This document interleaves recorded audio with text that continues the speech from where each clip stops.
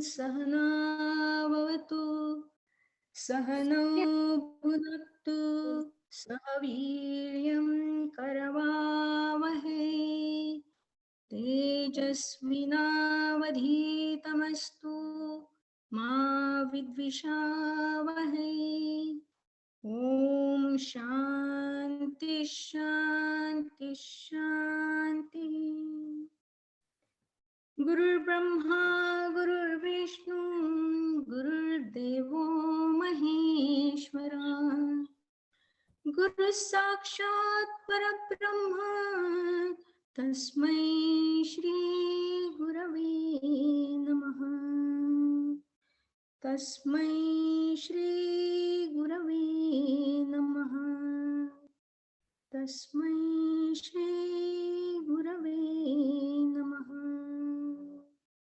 अलंकापुरी पुण्यभूमी पवित्र तिथे नांदतो ज्ञानराजा सुपात्र तया आठविता महापुण्यराशी नमस्कार माझा सद्गुरु ज्ञानेश्वरासी।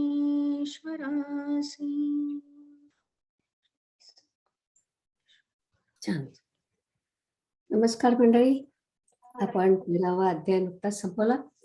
मागच्या वेळेचा गोष्वारा अमृत वाचतोय. नीट बोला.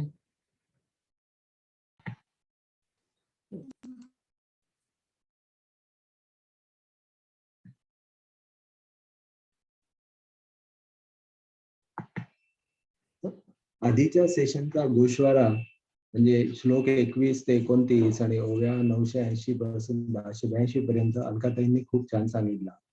त्यानंतर क्षेत्र, क्षेत्रज्ञ, आत्मा या संदर्भात निलिमाताईंनी प्रश्न विचारले, पण विद्यार्थ्यांची उत्तरे ऐकल्यावर त्यांनी पुन्हा एकदा सर्व समजावून सांगितले. त्यानंतर श्लोक 30 पासून सुरुवात करून 13व्या अध्याय समाप्तीपर्यंत वाचन झाले. श्लोक 30 ओव्या 1079 ते 1092. भूतांचा वेगवेगळेपणा एकाच आत्म्यामध्ये स्थित असतो आणि त्या आत्म्याचाच हा विस्तार असतो असे जो जाणतो तो पुरुष ब्रह्मापर्यंत पोहोचतो. ज्याप्रमाणे पाण्यातील लाटा, जमिनीवरील परमाणूंचे कण, सूर्याची किरणे, देहातील सर्व अवयव आपल्या उत्पत्ती स्थानापासून वेगवेगळे वाटत असले तरी ज्या भूमिकेमधून उत्पन्न झालेले असतात त्यांच्याशी ह्या साम्यत्वाने एकरूपच असतात असे भगवंताने सांगण्यास सुरू केल्यावर अर्जुन सर्वांगाचे अवधान देऊन ऐकू लागला. श्लोक 31 ओव्या 1093 ते 1118. अनादी आणि गुणरहित असल्यामुळे आत्मा किंवा परमात्मा अक्षय आहे आणि शरीरात स्थित असूनही काही करीत नाही आणि अलिप्त असतो. जसा सूर्य पाण्यात दिसला म्हणून पाण्याला चिकटत नाही, तसा आत्मा देहात आहे असे म्हणले तरी देहापासून वेगळा आहे. देह नष्ट झाला तरी आत्मा नष्ट होत नाही. ज्याप्रमाणे आरशात पाहिले असता जे दिसते त्याला आपले प्रतिबिंब म्हणावे, त्याप्रमाणे आत्मा देहात वास करतो म्हणजे प्रतिबिंब रूपाने अंतःकरणात असतो. देह आणि आत्मा यांचे वेगळेपण सांगताना माऊलींनी अनेक उदाहरणे दिली. देहाची काय परिस्थिती होऊ शकते ते सांगितले. देह म्हणजे मनुष्य मेल्यावर जाळून राख होतो किंवा कोल्हे कुत्र्याने खाल्ले तर विष्ठा होतो किंवा सडला तर त्यात किडे व आळ्या होतात. पण आत्मा अविनाशी आहे. निर्गुण असल्यामुळे त्याला अवयव नाही, निराकार असल्यामुळे दृश्य नाही किंवा अदृश्य नाही, प्रकाशमान नाही आणि तेजहीन सुद्धा नाही. जसं वीज असली तर दिवा लागतो म्हणजे वीज आहे हे सिद्ध होते, पण ती दाखवता येत नाही. वीज निर्गुण, दिवा किंवा पंखा सगुण, तसा आत्मा निर्गुण पण देह सगुण.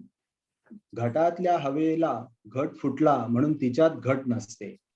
घटात असली तरी घटाहून भिन्न असते. तसा आत्मा शरीरात असून शरीराहून भिन्न आणि अक्षय असतो. त्यातली ओवी 1116, अहोरात्र जैसी येती जाती आकाशी, आत्मसत्ते तैसी देहे जाण. असे आत्म्याच्या सत्ता स्फूर्तीच्या आधारावर अखंड देहाकृती उत्पन्न होतात आणि नष्ट पावतात. आत्म्याला त्याचं घेणं देणं नसतं. नंतर श्लोक 32, ओव्या 1119 ते 1121, ज्याप्रमाणे सर्वव्यापी आकाश सूक्ष्मत्वामुळे कोणत्याही वस्तूशी लिप्त होत नाही, तसे सर्व देहांमध्ये व्यापून असलेला आत्मा कोणत्याही देहधर्मांनी संबद्ध नसतो. शुद्ध तत्वाचे हे लक्षण ध्यानात ठेवले पाहिजे की क्षेत्र म्हणजे शरीर किंवा त्याचे धर्म याहून क्षेत्रज्ञ म्हणजे आत्मा अगदी निराळा आहे.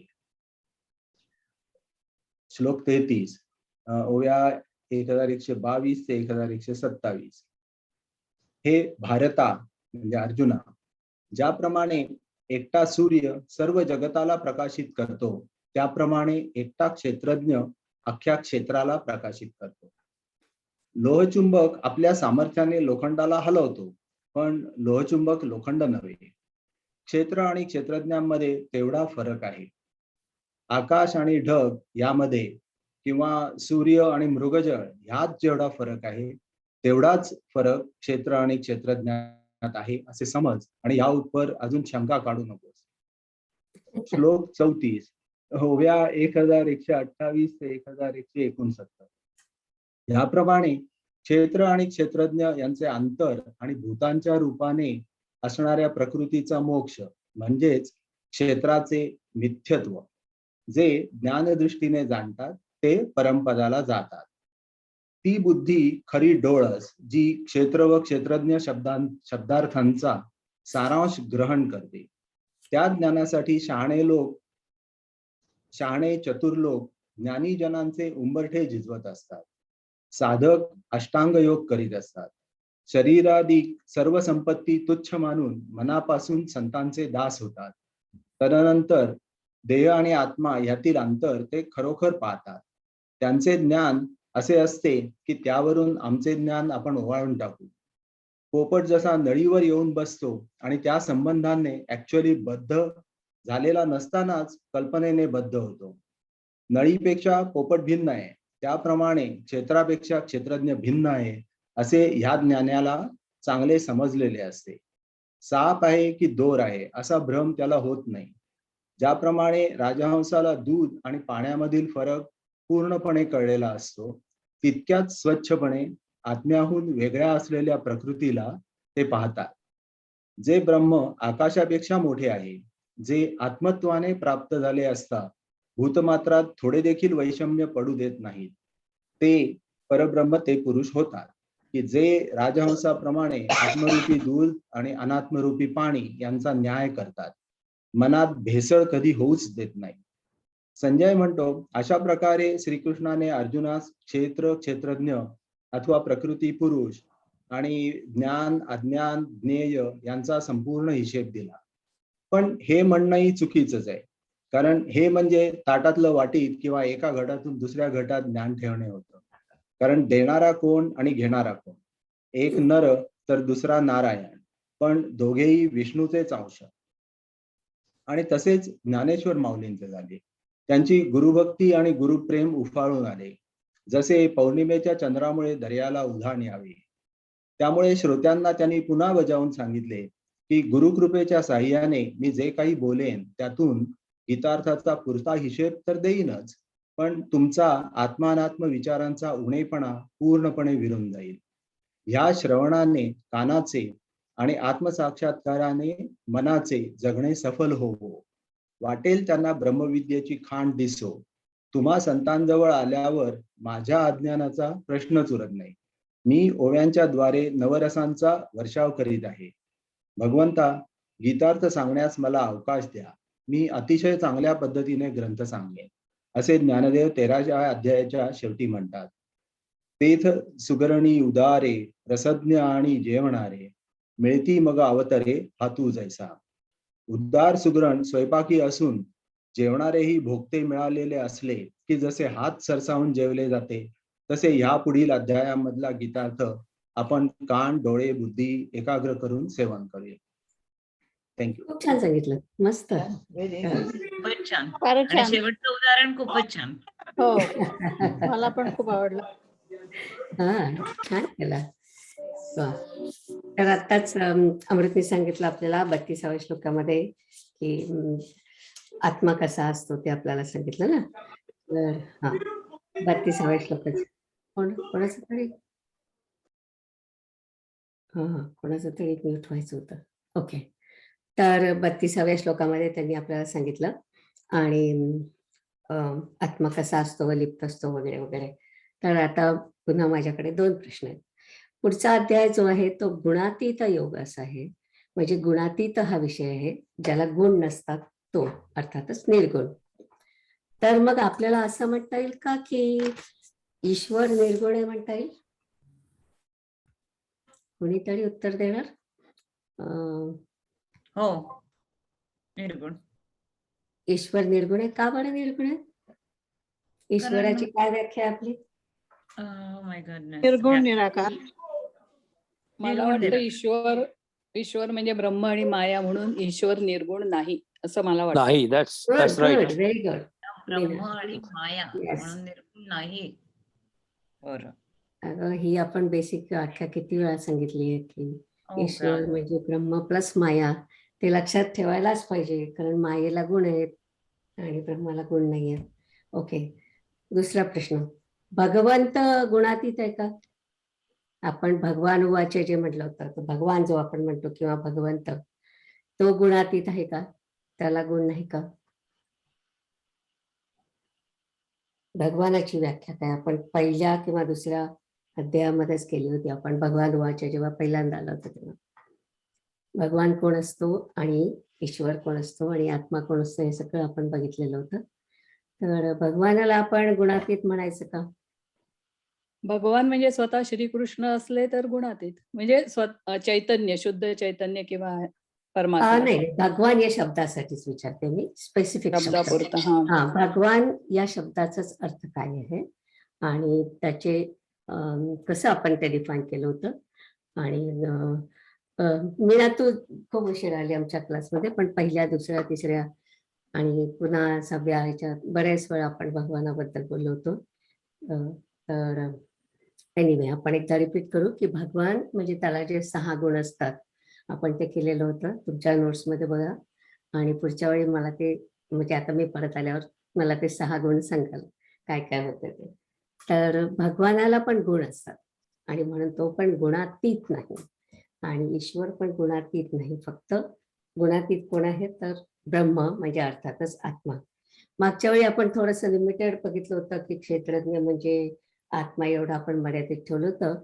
पण जेव्हा शेवटचे आपण जे 2-4 श्लोक पाहिले तेव्हा ज्ञानेश्वर महाराजांनी हे क्लिअर केलं आपल्याला की आत्मा म्हणजेच ब्रह्म आहे.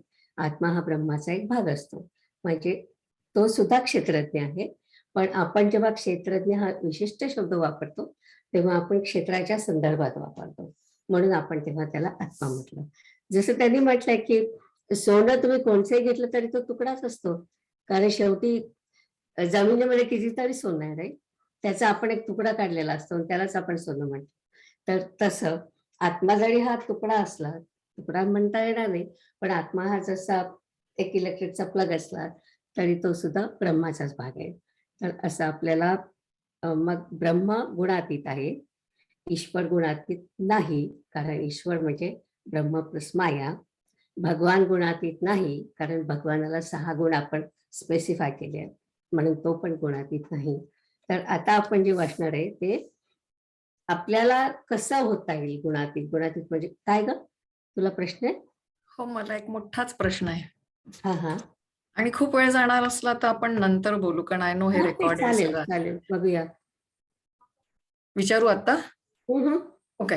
सो आत्मा हा म्हणजे आपण मी मेल्यानंतर माझा आत्मा अनंतात विलीन होईल, राईट? हा. आणि जेव्हा परत जन्मासाठी येईल, मग आपण तुम्ही जसं मागच्या वेळेला बोललो की पाणी असतं मडक्यामध्ये, ते फोडल्या समुद्रात. म्हणजे ते समुद्रातलंच घेतलं जातं, पण मी परत ते भांड भरलं तर तेच पाणी नसणार. Right, exactly. सो म्हणजे जे मॉलिक्युल्स होते तेच मॉलिक्युल्स नसणार, एवढंच मला म्हणायचंय. सो आत्म्याचा सुद्धा भाग जर का तसाच असला की जेव्हा पुढच्या जन्मामध्ये एक कोणता तरी तुकडा म्हणजे आत्म्याचा आला आणि त्याच्यामध्ये गेला, तर आपण जे हे पूर्वाश्रमीचे पाप पुण्य घेऊन आपण येतो म्हणतो, तर तो आत्मा जर का विलीन झालेला होता तो 2-3 वेगवेगळ्या जन्मातले त्या आत्म्यामध्ये पाप पुण्य आलेली असतील. नाही तर तू आता माझं ते असं आहे ना, काय म्हणतात, पुनर्जन्माचं जे आहे ना ते पूर्ण बघ. त्याच्यामध्ये मी एक्सप्लेन केलंय ते की आपल्या सूक्ष्म शरीरातला एक भाग असतो, तो पण तिकडे जातो. एक मिनिट.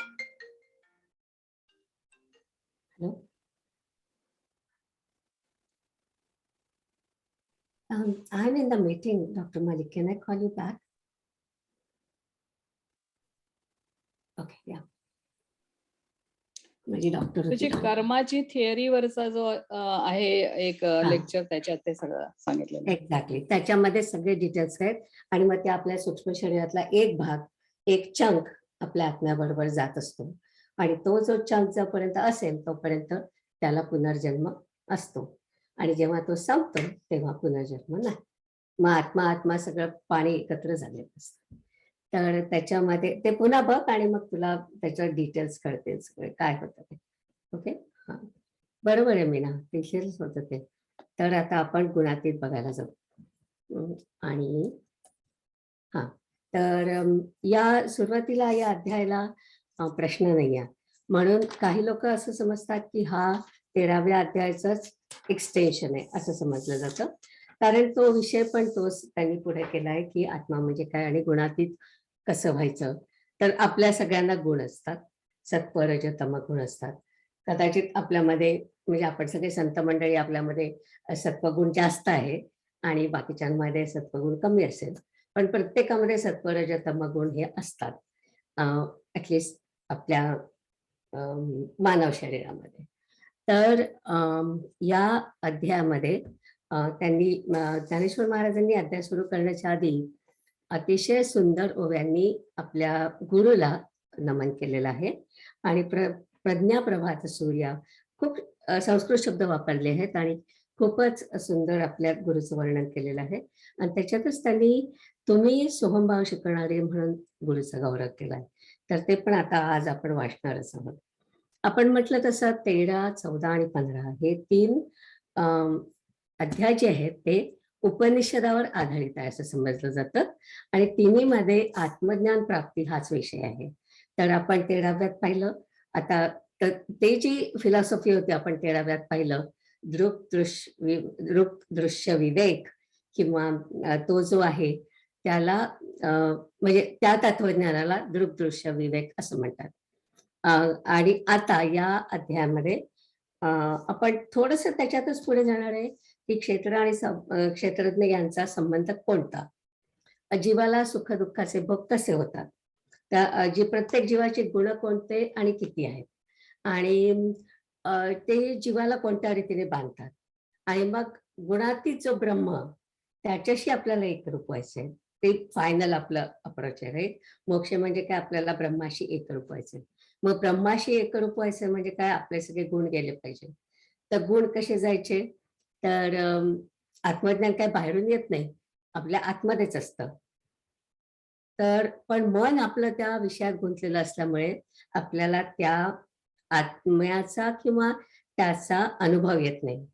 म्हणून जर मन अंतर्मुख करून ज्ञानाकडे मन लावलं, किंवा परमेश्वर म्हणतात इथे की जितकं माझ्याकडे तू गुंतत जाशील तितकं तुला जास्त ज्ञान होईल. आता सगुण म्हणजे काय, तर सगुण म्हणजे ज्याला गुण असतात तो सगुण. त्याच्यामध्ये आपण ईश्वराचा पण समावेश करतो, कारण ईश्वर म्हणजे ब्रह्म प्लस माया, आपण बरेच वेळा म्हटलंय हे. आणि आता लक्षात ठेवायचं आहे, पुढच्या वेळी पुन्हा विचारेन 5 आठवड्यांनी. तर फक्त निर्गुण निराकार ब्रह्म गुणातीत आहे असं समजलं जातं. आणि मगाशी म्हटलं तसं गुण हे प्रकृतीमुळे येतात. तर ब्रह्म निर्गुण आहे, आत्मा निर्गुण आहे, ईश्वर हा याला गुण आहेत, भगवान याला गुण आहेत. आणि तर ह्या सगळ्यामधून आपल्याला हे सगळे गुण काढून चैतन्याकडे जायचं आहे, शुद्ध चैतन्याकडे गुणातीत व्हायचंय. हा इथे विषय आहे. तर पहिला 1 ते 4 श्लोक जे आहे त्याच्यामध्ये आत्मज्ञान सांगितलंय. आणि 5 ते 18 जे श्लोक आहेत त्याच्यामध्ये सत्व रज तम म्हणजे काय, त्यांचे गुण काय आणि त्यांची विशेषणं सांगितली आहेत. तर विशेषणं म्हणजे कशी की पहिल्यांदा त्यांचे लक्षणं सांगितले की कसं ओळखायचं, सत्वगुण कसा आहे, रजत गुण कसा आहे, तमगुण कसा आहे हे ओळखायचं. नंतर मग उदाहरणार्थ सत्वशील माणसाला मनाचा समतोल असतो, तो कुठल्याही प्रसंगाला एकदम रिॲक्ट होत नाही. लिंग म्हणजे काय की उदाहरणार्थ सत्व वाढलं की अभ्यासवृत्ती वाढते, किंवा रज वाढला की कृती वाढते, किंवा तम वाढला की आळस वाढतो. हे जे आहे त्याला लिंग म्हणतात, म्हणजे जे काय त्यांचे विशेष गुण आहेत त्याला. नंतर गती, गती म्हणजे काय की मृत्यूनंतर तुम्हाला कोणती गती मिळेल ते त्यांनी डिस्कस केलंय.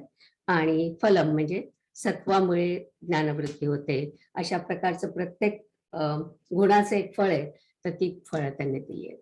आणि मग शेवटी 19व्या आणि 20व्या श्लोकात त्यांनी सांगितलंय की हे गुण बदलायला पाहिजे. तर गुण कसे बदलायचे, मग हळूहळू प्रवास असतो. तमगुणाकडून रजाकडे जायचं, रजाकडून सत्वाकडे जायचं, आणि सत्वाकडून ते सत्व पण शेवटी काढून टाकायचं आणि निर्गुणाकडे जायचं. पण निर्गुणाकडे जायचं जे आहे ते फक्त साधनेने होतं, म्हणजे तेव्हा जी काय व्यक्ती असेल ती आत्मज्ञानी होते. तर असा हा एकूण प्रवास आहे. आणि तो प्रवास सुरू करायच्या आधी गुरुकडून ज्ञानप्राप्ती घ्यावी लागते. नंतर मग मनन, चिंतन, निधिध्यास हे करावं लागतं. नुसतं ऐकायचं नाही, श्रवण नुसतं म्हटलं नाहीये.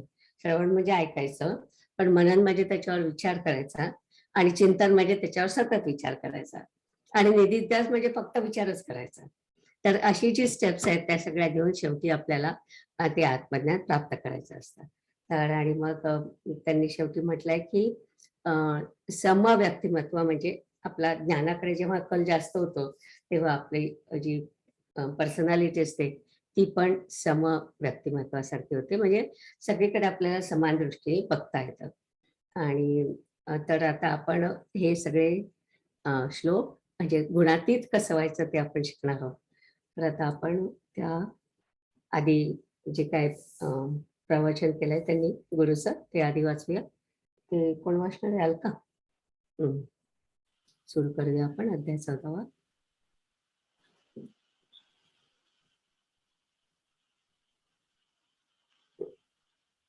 तो सुरू करायच्या आधी मला एक प्रश्न आहे की आज मी काय जे बोलले ते कळलंय ना? पण नाहीतर मी नुसतं बोलेन असं व्हायला नको. कळलं? Okay, good.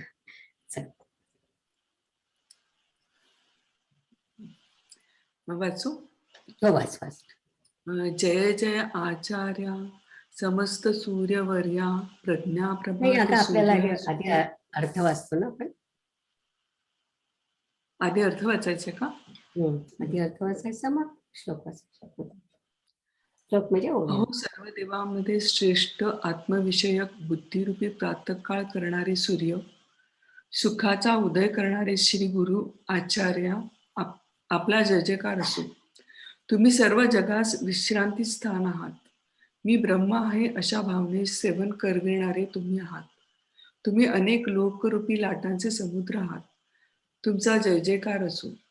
पीडितांना संकटातून सोडविणारे अखंड भरलेले दयेचे समुद्र, अध्यात्म विद्यारूप स्त्रीचे प्रियकर असे महाराज तुम्ही ऐका. तू ज्यांना लपतोस त्यांना हे जग दाखवतोस, म्हणजे ज्यांच्यामध्ये तुझ्या संबंधाने अज्ञान असते त्यांना तुझे स्वरूप न दिसता जग दिसते, व तू ज्यांना प्रगट होतोस त्यावेळी त्यांना सर्व तूच करतोस, म्हणजे ज्यांच्यामध्ये तुझ्या संबंधाने ज्ञान असते त्यांना जग न दिसता सर्व तूच दिसतोस. दुसऱ्यांची दृष्टी बंद करणे असा नजरबंदीचा खेळ गारुडी लोकास उत्पन्न करता येतो, पण त्याला आपली स्वतःची नजरबंदी करता येत नाही. परंतु आपण आपल्याला चोरून राहणे, स्वतः विषय न होणे, ही तुझी अद्भुत जादू आहे. गुरु ब्रह्म हे जगतालाही आपले भान होऊ देत नाही व आपण स्वतः ज्ञानरूप असल्यामुळे आपले भानही आपल्या ठिकाणी घेत नाही. कारण की या सर्व जगतात तू आहेस. म्हणजे या जगात दुसरं काहीच नाही. सर्व काही तूच आहेस असे असून सुद्धा कोणाच्या ठिकाणी तुझे ज्ञान आहे तर कोणाच्या ठिकाणी तुझ्या संबंधी अज्ञान आहे. असा जो तू स्वभावता जादूगार, त्या तुला नमस्कार असो. आम्हाला असे वाटते की जगामध्ये पाणी ओले आहे. ते पाणी तुझ्या ओलेपणाने चांगले द्रवयुक्त झाले आहे व पृथ्वीच्या ठिकाणी जी सहनशीलता आहे ती तुझ्या योगाने आहे. सूर्य व चंद्र इत्यादी शिंपले त्रैलोक्यात प्रकाश करतात. या तेजस्वी पदार्थात असणारे जे तेज, ते तेज तुझ्या तेजामुळे आहे. वायू जी हालचाल करतो महाराज, ती तुमच्या बळाने करतो व आकाश तुमच्या स्वरूपामध्ये लपंडाव खेळते. फार काय सांगावे महाराज, अमर्याद असे जे संपूर्ण अन्यथा ज्ञान, त्याचेही प्रकाशक तुम्हीच आहात. हे तुमचे वर्णन राहू द्या, कारण हे वर्णन करण्याचे श्रुतीलाही कष्टप्रद आहे. जोपर्यंत तुझ्या स्वरूपापर्यंत पोचला नाही तोपर्यंत वेद वर्णन करून प्रतिष्ठित राहतो. मग तुझ्या स्वरूपाचे वर्णन करण्याचा प्रसंग आला म्हणजे त्याला, वेदाला व आम्हाला एका पंक्तीला बसून मूग गिळावे लागतं, मुकाटाने बसावे लागते. महाराज, प्रलय काळाच्या महासमुद्रात थेंबाचा पत्ता नाही, मग महानद्या तरी जाणल्या जातील काय? तर नाही. अथवा सूर्य उगवल्यावर जसा चंद्र काजव्यासारखा होतो, त्याचप्रमाणे तुझ्या वर्णनाविषयी आमची व वेदाची अवस्था होते. आणि द्वैताचे जेथे बळ नाहीसे होते व वैखरी वाचाही परावाणीसह जेथे नाहीशी होते, असा जो तू, त्या तुझे मग परा, पश्चंती इत्यादी वाचापैकी कोणत्या वाचेचे वर्णन करावे? याकरता आता स्तुती करण्याचे सोडून देऊन मुकाट्याने आपल्या चरणावर मस्तक ठेवावे, हेच चांगले. तर अहो गुरु महाराज, आपण असे आहात जशा तुम्हाला मी आता नमस्कार करतो. आपण मजवर एवढी कृपा करा की माझा ग्रंथरूप व्यापार सफल होण्यास आपण सावकार व्हा. आता कृपारूपी भांडवल सोडा व ती माझी बुद्धिरूपी पिशवी भरा आणि ज्ञानाने भरलेल्या काव्याच्या लाभाने मला थोर करा. वर करा. मग मी त्या योगाने सावरेन व मग विचारांची चांगली लक्षणे असलेली सुंदर कर्णभूषणे करून ती संतांना घालीन. महाराज, माझे मन गीतार्थ रूपी ठेवा काढण्यास समर्थ व्हावे, याकरता तुम्ही आपले कृपारूपी अंजन माझ्या बुद्धिरूपी डोळ्यात घाला, जेणेकरून ही शब्दसृष्टी माझ्या बुद्धीच्या ज्ञानाला एकदम आकलन करता येईल. त्या तऱ्हेने हे श्री गुरु सूर्या आपण आपल्या करुणारूप शुद्ध बिंबाने उदयास यावे. हे कृपाळू श्रेष्ठा श्री गुरु, माझ्या बुद्धिरूपी सुंदर वेलीला काव्यरूपी चांगले फळ ज्या योगाने येईल तो वसंत रूप तू आपण व्हा. ज्या योगाने ही बुद्धिरूप गंगा ब्रह्मसिद्धांत रूपी बोधाचा महापूर येऊन चांगली फोफावे, तसा उदार दृष्टीचा वर्षा होऊ दे.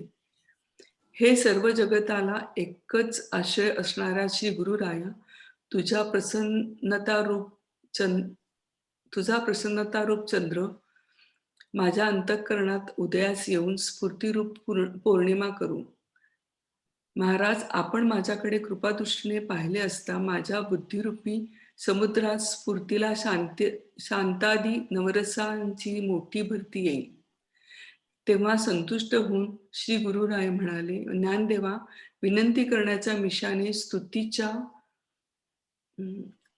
पांगुणाखाली तू द्वैत अजून वर हवंय.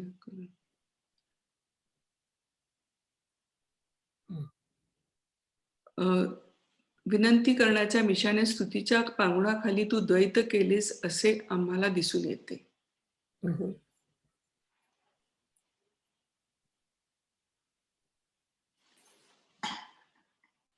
जय जय आचार्या समस्त सूर्यवर्या प्रज्ञा प्रभात सूर्यवर्या. सूर म्हणजे देवांचा. हा खरंच की.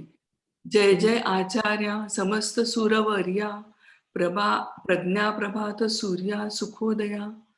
जय जय सर्व विसावया सोहम भाव सुहावया. नाना लोक हेलावया समुद्रातू. आई केगा आर्तबंधू निरंतर कारुण्य सिंधू.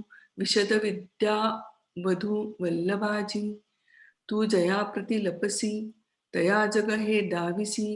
प्रगटू तै करिसी आगवेची तू. की पुढिलाची दृष्टी चोरीचे हा दृष्टी बंधू निफजे. परिनवल लाघव तुझे जे आपण पे चोरे. जे तुची तू सर्वात यया मा कोणा बोधू कोणा माया. ऐसिया आपे आप लाघविया नमो तुझ. जाणो जगी आप बोले ते तुझिया बोला सुरस जाले. तुझेनी क्षमत्व आले पृथ्वीयेसी. रविचंद्रादी शुक्ती उदो करीती त्रिजगती. ते तुझिया दीप्ती तेज तेजा. चळवळीचे अनिळे ते दैविकेनी जी निजबळे. नभ तुझ माझी खेळे लपिथपी. किंबहुना माया असोस ज्ञान जी तुझेनी डोळस. असो वानणे सायास श्रुतीसी हे. वेदवानुनी तव सांग जवन दिसे तुझे अंग. मग आम्हा दयामुग एकी पांती. जी एकार्ण वाचा ठाई पाहता थेंबाचा पाडू नाही. महानदी काही जाणी जती. का उदलिया भास्वतू चंद्र जैसा खद्यो तू. आम्हा श्रुती तुझ आतू तो पाडू असे. आणि तुझया थावो मोडे जेथ परेशी वैखरी बुडे. तो तू मा कोणी तोंडे वानावासी. याला की आता स्तुती सांडू निवा. एक मिनिट. या लागी आता स्तुती सांडूनी निवांता. चरणी ठेवीजे माता हेची भले. तरी तुझ तैसिया नमोजी श्री गुरुराया. मुज ग्रंथोद्यमू फळावया व्यवहारा होई. आता कृपा भांडवल सोडी भरीमती माझी पोतडी. करी ज्ञान पद्य जोडी थोरा माते. मग मी संसरेन तेणे करीन संतासी कर्णभूषणी. लेवविन सुलक्षणे विवेकाची. जी गीतार्थ निधान काढू माझे मन. सुई स्नेहांजन आपुले तू. हे वाक सृष्टी एके वेळे देख तू माझे बुद्धीचे डोळे. तैसा उदयी जो जी निर्मळे कारुण्य बिंबे. माझी प्रज्ञा वेली विल्हाळ काव्य होय सुफळ. तो वसंतू होय स्नेहाळ. शिरोमणी प्रमेय महापुरे. हेमती गंगा ये वर करा थोडे. हेमती गंगा ये थोरे. तैसा वरिष उदारे दिठिवेनी. अगा विश्वैक धामा तुझा प्रसादू चंद्रमा. करू मज पौर्णिमा स्फूर्तीची जी अवलोकिलिया माते. उन्मेष सागरी भरिते ओसंडल स्फूर्तिते रसवृत्तीचे. तव तोषुनी गुरुराजे म्हणितले विनती व्याजे. मांडिले देखो तुझे स्तवन मिशी. छान. आता कोण वाचते? अमृत वाचतात? पुढचे श्लोक कोण वाचते? मी वाचते. हे वायफळ बोलणे आता राहू दे. गीतेतील ज्ञानरूपी विषय चांगला स्पष्ट करून गीता ग्रंथ सांग. श्रोत्यांची ऐकण्याविषयी उत्कट इच्छा मोडू देऊ नकोस. यावर ज्ञानेश्वर महाराज म्हणतात, स्वामी महाराज, अशी का आपली इच्छा आहे? मी याचीच वाट पाहत होतो की प्रभूंनी आपल्या मुखाने ग्रंथ सांग असे म्हणावे. हरळीची मुळी स्वभावता तर अंगाने अमर आहेच. जर तिच्यावर आणखी अमृताचा पूर आला तर मग तिच्या अमरपणाविषयी शंका धरणेच नको. तर आता या श्री गुरूंच्या प्रसादाने मूळ जी गीताशास्त्रातील पदे ती विस्ताराने चातुर्यपूर्वक मी वर्णन करीन. पण असे वर्णन करीन की जेणेकरून जीवाच्या आत असलेली संशयरूप होडी बुडून जाईल, म्हणजे संशय नाहीसे होतील. एवढेच नाही तर श्रवणाची इच्छा वाढलेली दिसेल. श्री गुरूंच्या कृपेने घरात कर्जफेडीची भिक्षा मागून त्यामुळे माझ्या भाषणात त्या प्रकारची खरी खरी गोडी प्रगट होवो. तर मागे 13व्या अध्यायात श्रीकृष्णांनी अर्जुनास अशी गोष्ट सांगितली की हे जग क्षेत्र व क्षेत्रज्ञ यांच्या संबंधात उत्पन्न होते व आत्मा हा गुणसंबंधाने संसारी झाला आहे. आणि हाच आत्माच प्रकृतीच्या तावडीत स्वाधीन झाल्या कारणाने सुखदुःख भोगण्यास कारण होतो, त्यास सुखदुःखांचा भोग होतो. एरवी खरोखर पाहिले तर हा केवळ गुणातीतच आहे. तर असंगाला संग कसा झाला व क्षेत्र क्षेत्रज्ञ यामधील संबंध तो कोणता व त्याला सुखदुःखादी भोग कसे प्राप्त होतात? गुण ते कसे व किती आहेत व ते आत्म्याला कोणत्या प्रकाराने बांधतात अथवा गुणातीताची लक्षणे काय आहेत?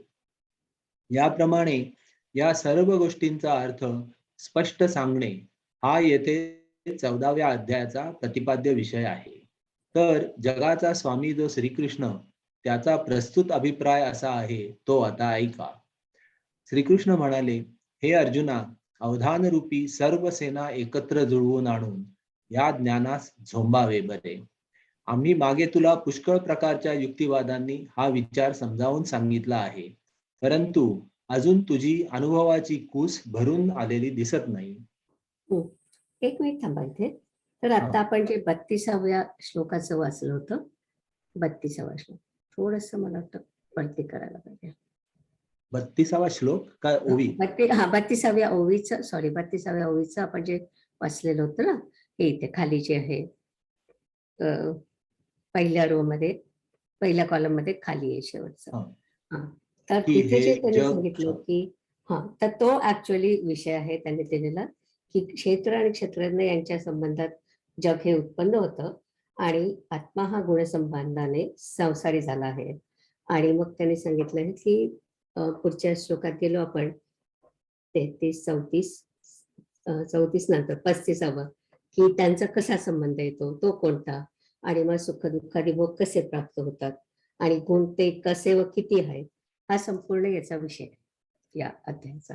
तर माऊलींनी आपल्याला स्पष्ट शब्दांमध्ये सांगितलेला आहे आणि त्यांनी ते म्हटलं पण आहे ना की हा विषय म्हणून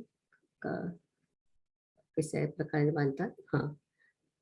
या सर्व गोष्टींचा अर्थ स्पष्ट सांगणे हा 14व्या अध्यायाचा प्रतिपाद्य विषय आहे. तर हे आपण लक्षात ठेवायचं, आपण काय बोलतोय ते. जाऊया पुढे.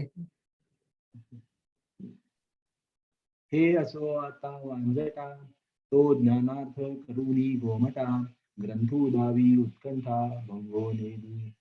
हो काजी स्वामी हेची पाहतू होतो मी, जे श्रीमुखे म्हणा तुम्ही ग्रंथू सांग.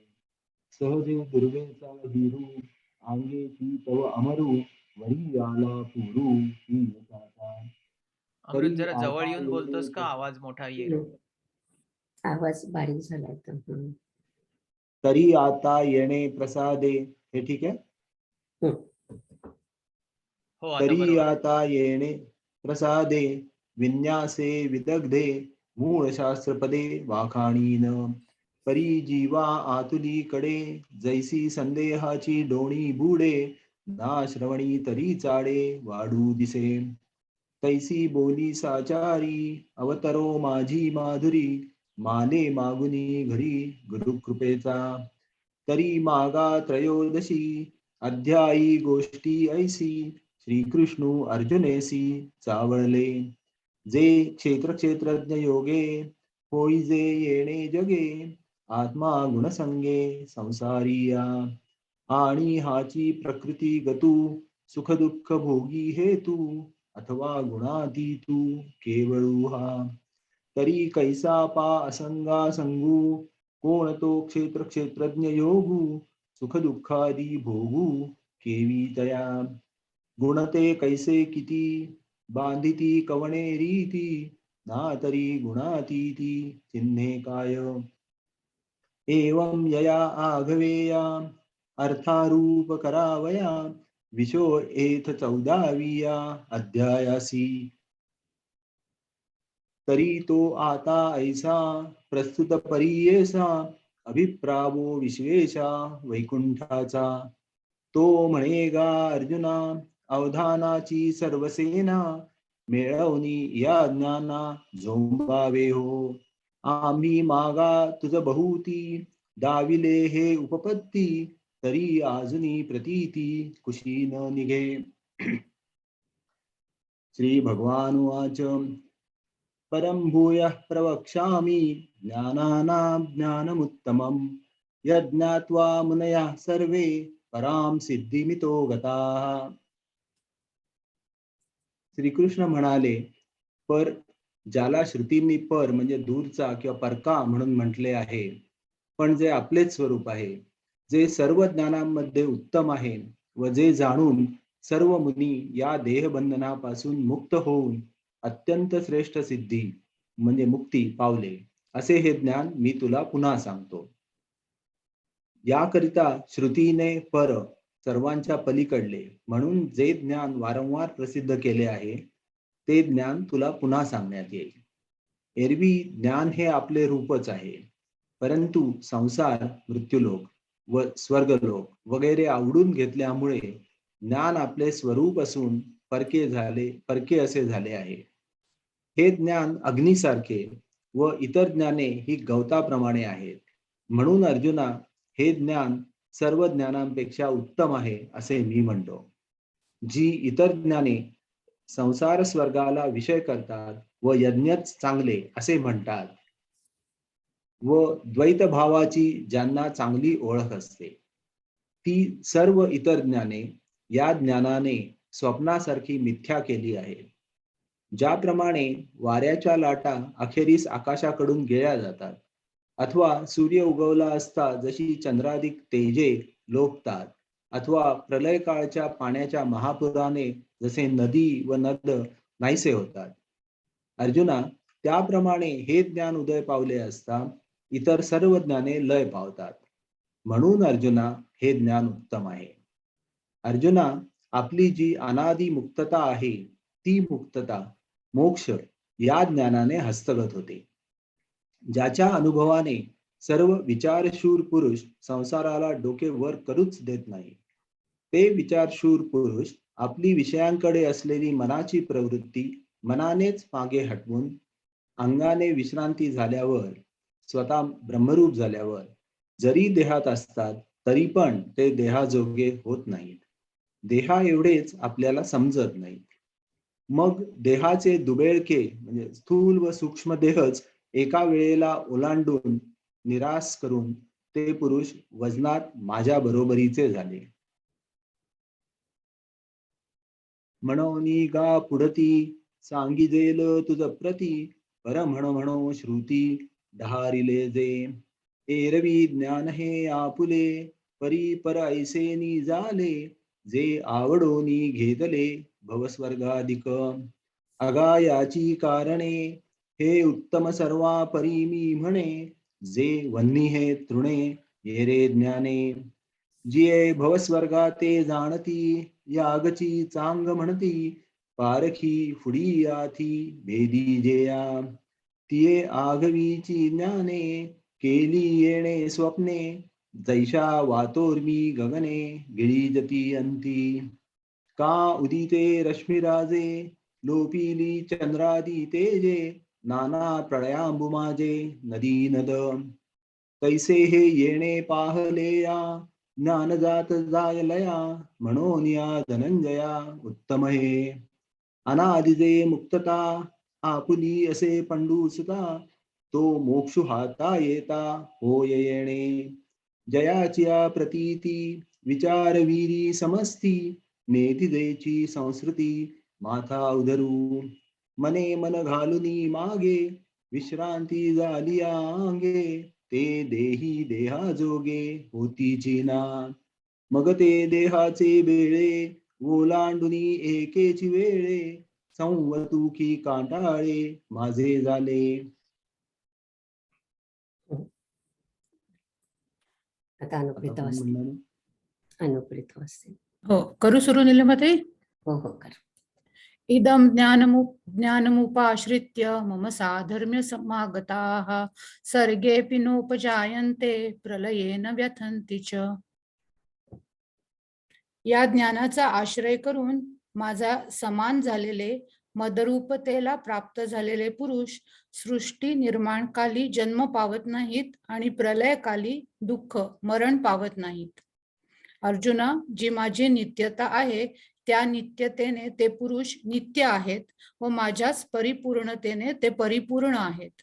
मी जसा अमर्याद आनंद आहे व जसा मी सत्याचा समुद्र आहे तसेच ते आहेत. त्यांच्यात व माझ्यात भेद शिल्लक राहतच नाही. कारण की मी जसा व जेवढा आहे तसेच व तेवढे ते ज्ञानाच्या योगाने झालेले असतात. कसे? तर ज्याप्रमाणे घट फुटल्यावर घटाकाश जसे महाकाश होते, अथवा दिव्याच्या मूळ ज्योतीत दुसऱ्या अनेक ज्योती मिळाल्या असता जसे होते, जशा त्या सर्व ज्योती एकरूप होऊन जातात, त्याप्रमाणे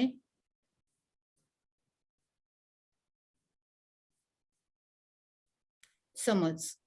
अर्जुना, त्याप्रमाणे त्या पुरुषाच्या ठिकाणी द्वैताची येरझार संपली व आता तो आणि मी असे दोघे, देव व भक्त, या दोघांच्या नामांचा अर्थ जे स्वरूप, त्या स्वरूपाच्या ठिकाणी एका पंक्तीला ऐक्याने मी व तू अशा द्वैत भावाशिवाय नांदत आहोत. या कारणामुळे जेव्हा मूळ सृष्टी उत्पन्न होते तेव्हाही त्यास जन्मास यावे लागत नाही. सर्व सृष्टीच्या आरंभी ज्यांना देहाचा आकार घ्यावा लागत नाही ते आत्मज्ञानी पुरुष प्रलय काळाच्या वेळेस कसे मरण पावतील? अर्जुना, म्हणून ते पुरुष या ज्ञानाचा मार्ग स्वीकारून जन्मक्षयातीत असे मदरूप झाले. असा ज्ञानाचा महिमा वर्णन करणे देवास प्रिय असल्यामुळे व त्याचप्रमाणे अर्जुनालाही गोडी लागण्याकरता म्हणून देवांनी याप्रमाणे ज्ञानाचा महिमा वर्णन केला. असे भगवंतांनी ज्ञानाचे महत्व वर्णन केले तेव्हा अर्जुनाची वेगळी स्थिती झाली, तीही की त्याच्या सर्व अंगाला कान फुटले. फार काय सांगावे, तो अवधानाची मूर्तीच बनला. अर्जुन सर्व अंगाने अवधान रूप झाला. तेव्हा देवासारख्या सर्वज्ञाकडून केले जाणारे अफाट व्याख्यान त्याच्याकडून आकलन केले जात होते आणि आपण जे सांगतो त्याचा उपयोग होत आहे असे देवाने जाणले. म्हणून देवाचे व्याख्यान आकाशाच्याही कवळीत येणार नाही एवढे विस्तृत होऊ लागले. मग श्रीकृष्ण म्हणाले, हे बुद्धिरूपी स्त्रीच्या पती अर्जुना, आमचे जेवढे व्याख्यान तेवढेच अवधान असणारा तू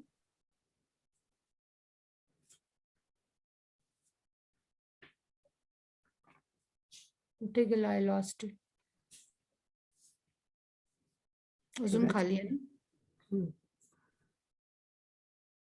श्रोता मिळाल्यामुळे आज आमची वक्तृत्व रूपी कन्या विवाहित झाली, कारण तिला तुझ्यासारखे योग्य स्थळ मिळाले. तरी मी एक असून त्रिगुण रूपी पारध्याकडून अनेक देहपाशात कोणत्या प्रकाराने अडकला जातो व मी क्षेत्राच्या संगाने ही जगे कोणत्या प्रकाराने व कसा प्रसवतो ते सांगतो. ऐक. माझ्या संगरूपी बीजाने यात अज्ञानात प्राणीरूपी पीक येते. याच कारणामुळे याच्या अज्ञानाचा क्षेत्र या नावाने उल्लेख केला जातो. एक मिनिट. तर आता आपण म्हणतो की या श्लोकामध्ये 2 श्लोक जो घेतले आपण त्याच्यामध्ये ज्ञानाचा आश्रय करून माझ्या समान झालेले पुरुष मरत नाहीत आणि जन्मत नाहीत असं म्हटलंय. म्हणजे त्यांना काय म्हणूया आपण, काय मिळालं मोक्ष त्यांना? मिळालेला असतो ना. Exactly, yes. तर मोक्ष मिळालेल्या लोकांची ही अवस्था आहे. बरोबर. आता ओव्या वाचू ना. हो, वाच वाच. जे माझिया नित्यता तेणे नित्य ते पंडुसुता परिपूर्ण पूर्तता माझियाची. मी जैसा अनंतानंदू जैसाची सत्य सिंधू तैसेची ते भेदू उरेची ना. जे मी जेवढे जैसे तेची ते झाले तैसे घटभंगी घटाकाशे आकाश जेवी. ना तरी दीप मुळकी दीपशिखा अनेकी मिनलिया अवलोकी होय जैसे. अर्जुना तया परी सरली द्वैताची वारी नांदो नामार्थ एकाहारी मिंतू वीण. येण्याची पै कारणे जे पहिले सृष्टीचे जुंपणे तैही तया होणे पडेची ना. सृष्टीची आहे सर्वादी जे या देहाची नाही बांधी ते कैचे प्रळयावधी निमती लपा. म्हणून जन्मक्षया अतीत ते धनंजया मी झाले ज्ञानायया अनुसरोनी. ऐसी ज्ञानाची वाढी वानिले देवे आवडी देवेची पार्था ही गोडी लावावया. तव तया आले आन सर्वांगी निघाले झाले गान. आनंद. तव तया झाले आन सर्वांगी निघाले कान सपाई अवधान आतलापा. आता देवांची ऐसे जाकळी जतू असे बोरसे म्हणून निरूपण आकाशे वेटाळे ना. मग म्हणे गा प्रज्ञा कांता उजवली वक्तृत्वता जे बोलाये एवढा श्रोता जोडलासी. तरी एकुमी अनेकी गोविजे देह पाशकी त्रिगुणी लुब्धकी कोणी परी. कैसा क्षेत्र योगे विये इये जगे ते परिस सांगे कोणे परी.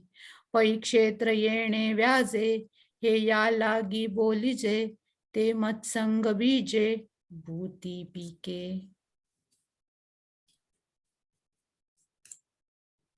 मम यो निर्महद् ब्रह्म तस्मिन् गर्भं दधाम्यहं संभवः सर्वभूतानां ततो भवति भारत.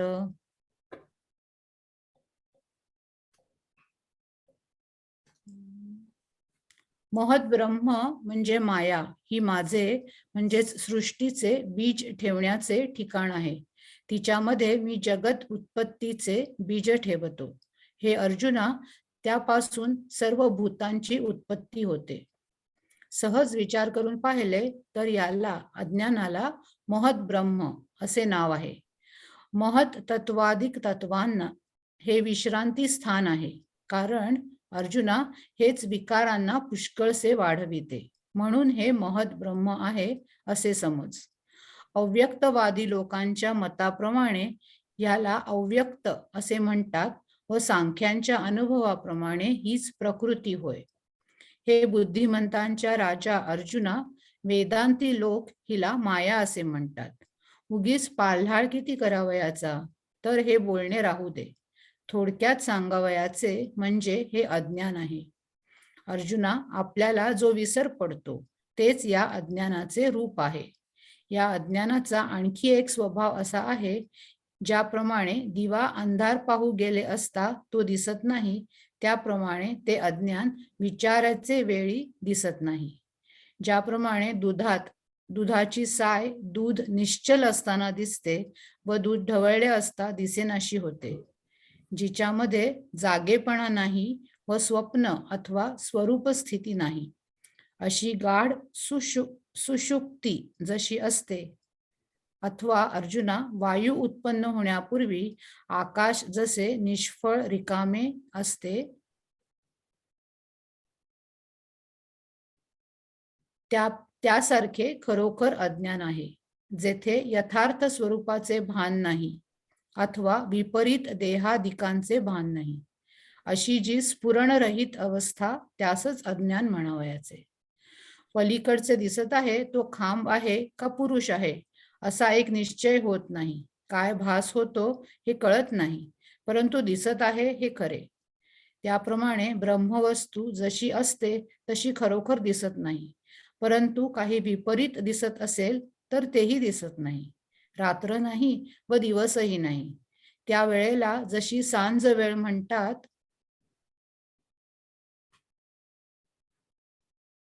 त्याप्रमाणे ज्या अवस्थेत विपरीत ज्ञान नसते किंवा स्वरूप ज्ञान नसते, केवळ अज्ञान असते, अशी कोणी एक अवस्था आहे तिला अज्ञान असे म्हणतात. आणि त्या अज्ञानाने गुंडाळलेला जो चित प्रकाश, ज्याला क्षेत्रज्ञ असे नाव आहे. आता क्षेत्रज्ञाचा स्वभाव सांगतात.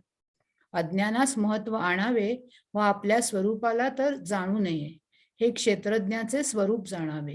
हाच क्षेत्रज्ञ व क्षेत्र या दोघांचा संबंध आहे. तो तू बाबा चांगला समज. हा अज्ञानाशी संबंध असणे सत्तेचा, सामान्य चैतन्याचा स्वभाव, सहजच स्वभाव आहे. ओके. कंटिन्यू या. करू ना? नाही, आता ओव्या वाचायचे. ओव्या वाचू. ओके. हो, मला वाटलं शेवटपर्यंत. नाही, भरपूर आहेत त्या निलिमाताई. Okay okay. खूप आहेत, पण आठवलं मला. वाचू. हो वाचा. एरवी तरी महत ब्रह्म, या लागी हे ऐसे नाम, जे महदादी विश्राम शालिका हे. विकारा बहुवस थोरी, अर्जुना हे चिकरी, म्हणून अवधारी महत ब्रह्म. अव्यक्तवादमती, अव्यक्त ऐसी वदंती, सांख्याची या प्रतीती प्रकृती हेची. वेदांती इते माया, ऐसे म्हणजे प्राज्ञराया, असो किती बोलो वाया अज्ञान हे. आपला आपण पेया, विसरू जो धनंजया, तेची रूप यया अज्ञानासी.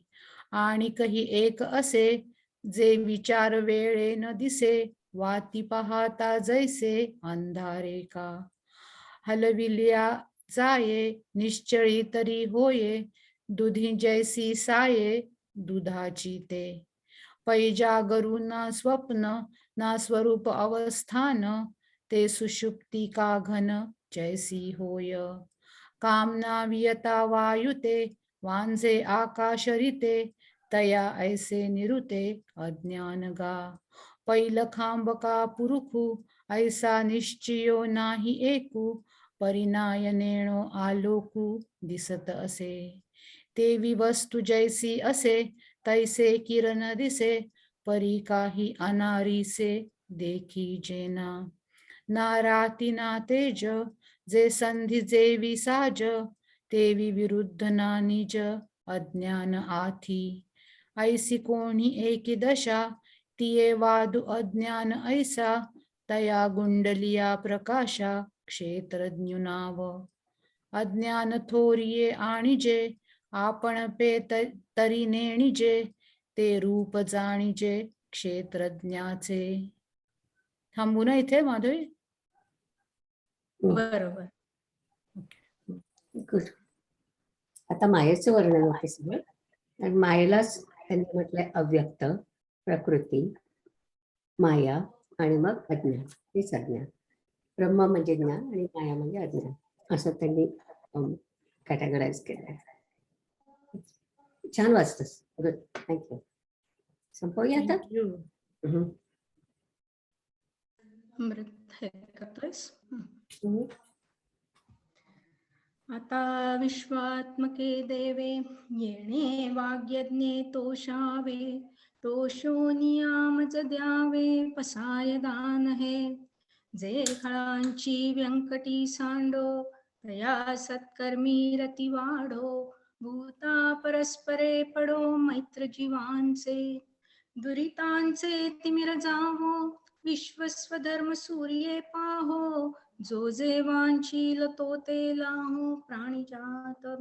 वर्षत सकळ मंगळी, ईश्वर निष्ठांची मांदियाळी, अनवरत भूमंडळी भेट तू भूता. चला कल्पतरूंचे आरव, चेतना चिंतामणीचे गाव, बोलते जे अर्णव पियुषांचे, चंद्रमे जे लांछन, मार्तंड जे तापहीन, ते सर्वाही सदा सज्जन सोय रे होतू. किंबहुना सर्वसुखी पूर्ण होऊनी तिही लोकी, भजिजो आदिपुरुषी अखंडित. आणि ग्रंथोपजीविये विशेषी लोकीये, दृष्टादृष्ट विजये होवावे जी. एथ म्हणे श्री विश्वेश्वराहू, हा होईल दान पसाहो, येणे वरे ज्ञानदेवो सुखिया झाला, सुखिया झाला, सुखिया झाला. ओम पूर्णमद पूर्णमिद पूर्णमिदश्यते पूर्णस्य पूर्णमादाय पूर्णमेवावशिष्यते. ओम शांती शांती.